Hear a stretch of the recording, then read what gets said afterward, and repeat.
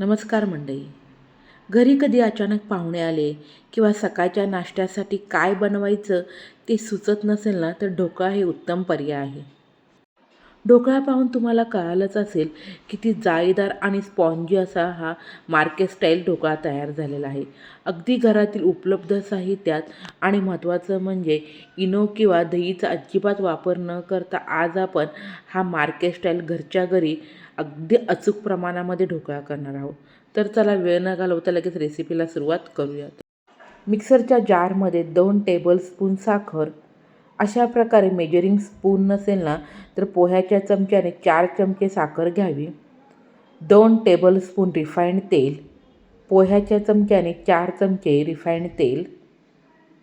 त्यानंतर 2 टेबलस्पून पाणी, पोह्याच्या चमच्याने 4 चमचे पाणी. मी दाखवलेल्या पद्धतीने अजिबात भांड्यांचा ढोकळा करताना देखील खटाटोप होत नाही. 1 टीस्पून लिंबूसत्व म्हणजे सायट्रिक ॲसिड. कोणत्याही किराणा मालाच्या दुकानामध्ये हे सायट्रिक ॲसिड सहजपणे मिळाले जाते. पोह्याच्या चमच्याने अर्धा चमचा.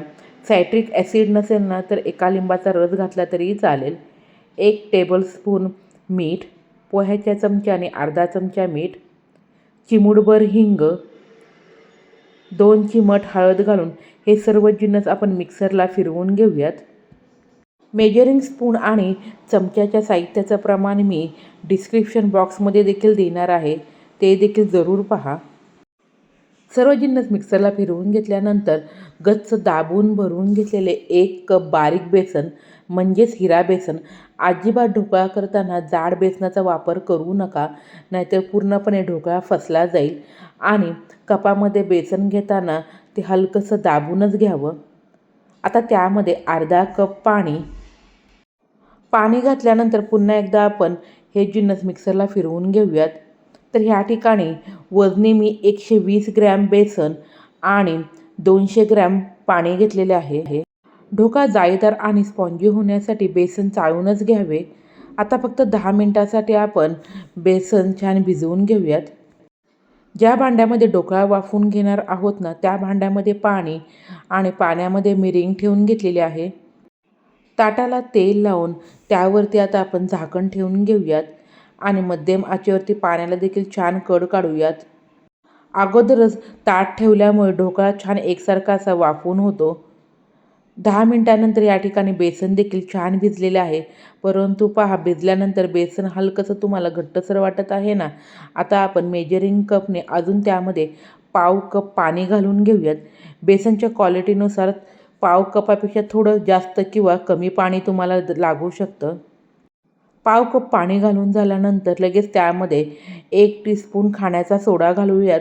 म्हणजेच पोह्याच्या चमच्याने अर्धा चमचा सोडा घालून पुन्हा एकदा हे सर्व जिन्नस मी मिक्सरला फिरवून घेऊन लगेच आपण ताटामध्ये जे बॅटर तयार केलेलं आहे ना, ते घालून घेऊयात. सोडा आणि पाणी घातल्यानंतर मिक्सरला फिरवून घ्यावं आणि त्यानंतर अजिबात बॅटर जास्त वेळ बाजूला ठेवू नये. लगेच ते ताटामध्ये ओतून आता त्यावरती झाकण ठेवून आपण मध्यम आचेवरती जवळपास 20 मिनिटे हा ढोकळा वाफवून घेऊयात. ढोकळा वाफवत असताना अजिबात भांड्यावरील झाकण काढू नये, नाहीतर ढोकळा हवा तसा एकसारखा असा वाफवून होणार नाही. 20 मिनिटांनंतर पहा, कुठेही देखील आपला ढोकळा लाल देखील झालेला नाही आणि टूथपिक छान क्लीन निघाली की समजायचं ढोकळा परफेक्ट असा वाफवून झालेला आहे. आता गॅस बंद करून आपण बाजूला ताट काढून पूर्णपणे हा ढोकळा थंड करून घेऊयात. तोपर्यंत ढोकळ्यासाठी आपण एक पाणी तयार करणार आहोत. त्यासाठी कढईमध्ये अर्धा पई तेल घालून घेऊयात. तेल छान गरम झाल्यानंतर तीळ, राई, जिरे.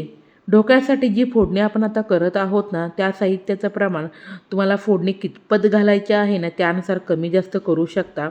ढोकळा खाताना घास लागू नये म्हणूनच ही फोडणी तयार करावी.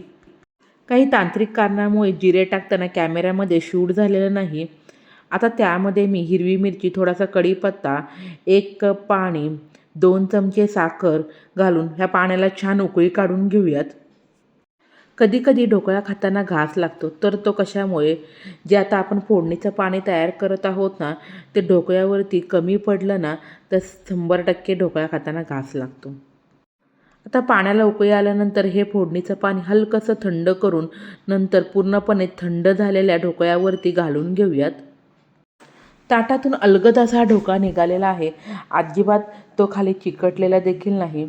बघूनच तुम्हाला कळालं असेल किती स्पॉन्जी आणि जाळीदार असा ढोकळा झालेला आहे. चला तर आता आपण हा ढोकळा कट करून घेऊयात.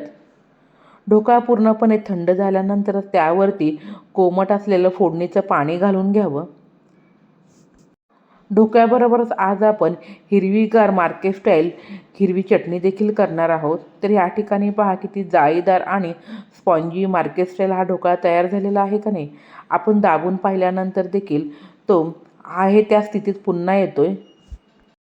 आतापर्यंत तुम्ही ढोकळा करताना ज्या तुमच्या चुका होत होत्या ना, मी दाखवल्या पद्धतीने एकदा केल्या ना तर त्या चुका अजिबात होणार नाही. म्हणजेच ढोकळा खाताना घास लागणार नाही, ढोकळा वाफवून झाल्यानंतर लाल होणार नाही किंवा ढोकळा चपटा देखील होणार नाही. लगेच आपण त्यावरती फोडणीचं पाणी घालून घेऊयात. आठवड्यातून एकदा तरी आमच्याकडे माझ्या मुलीच्या टिफिनसाठी अशा प्रकारे ढोकळा बनवला जातो. फोडणी ओतून घेतल्यानंतर बारीक चिरलेली त्यावरती कोथिंबीर टाकून घेऊयात. तर आता आपण दुसऱ्या बाजूला लगेच हिरवी चटणी करणार आहोत. त्यासाठी भरपूर सारी स्वच्छ धुवून घेतलेली कोथिंबीर, स्वच्छ धुवून घेतलेला पुदिना, अर्धा इंच आलं, 2 ते 3 हिरव्या मिरच्या. हिरवी मिरची तुमच्या तिखटाप्रमाणे तुम्ही कमी जास्त करू शकता. 1 टीस्पून साखर.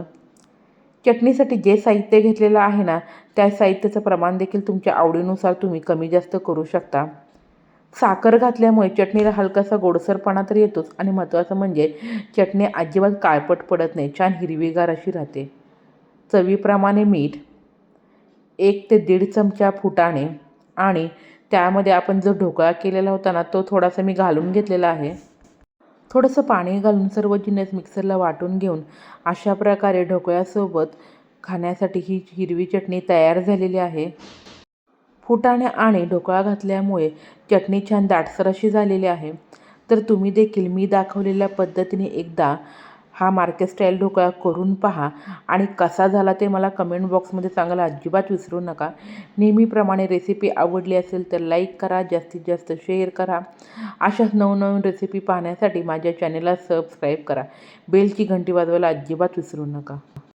ढोकळा पाहून करावंसं वाटतोय ना, चला तर घरात साहित्य तर आहेच, लगेच हा मार्केट स्टाईल ढोकळा करायला घ्या. पाहूनच तुम्हाला कळालं असेल किती जाळीदार आणि स्पॉन्जी असा ढोकळा तयार झालेला आहे. चला भेटूया अशाच एका नवीन सोप्या रेसिपीमध्ये.